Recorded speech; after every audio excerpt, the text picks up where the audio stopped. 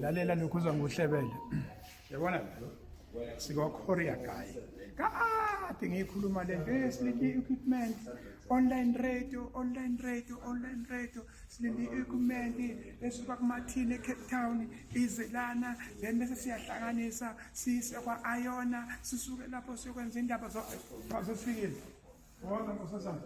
wazi akuya leli phasela lanisho lisuka phi tshela laba abantu lisuka leli phasela awubonani lo muntu uyanginika nje akuya Korea guy ubuvile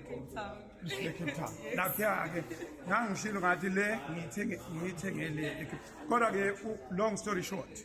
Africa my continent, Africa my home, se-Africa kwi-South Africa izokwenzeka lento. Angithi uyokhumbula ukuthi igama livelanga malingaveli igama kade usebenza enkampanini esikhathi eside okusho ukuthi unayo into ongakwazi ukuthi uphume nayo enkampanini. Kuba njalo-ke esiphume nakho ukuthi siyosungula i-online radio yethu nansi i-equipment sesiyayithatha-ke manje sesihamba naso siyohlanganisa. Ungavuma yini na hayibo ungavuma yini ungavuma yini ungavuma yini ungavuma yini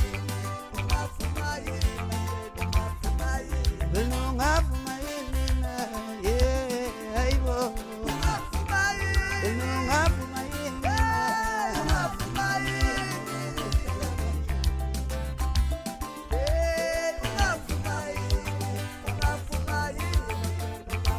yini yonke into ihlale i-challenge ethi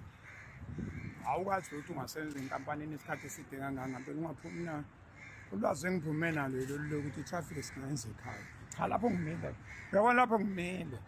uyabona ube kuseyinkomeni ngabe ngiyafunga ngithi bhadabhada amajezi madumali ngikhathi angeke uphuma phethe lutho ngikume ngileke ngisizandla athi ngibuya ejele hawu ngeke kanjani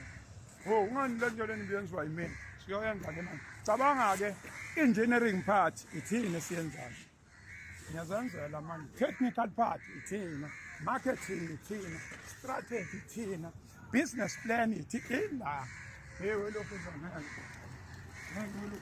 ngasavuna mina ngeke ngivuma khona ingoma edlala omunye umfana ethi wena ungavuma yini lana kuseThekwini la kuseGoli la kuhlala khona abantu bayahlonishwa akekho ncingo womuntu sancengwena ngampela-ke lokhu zaba yabona manje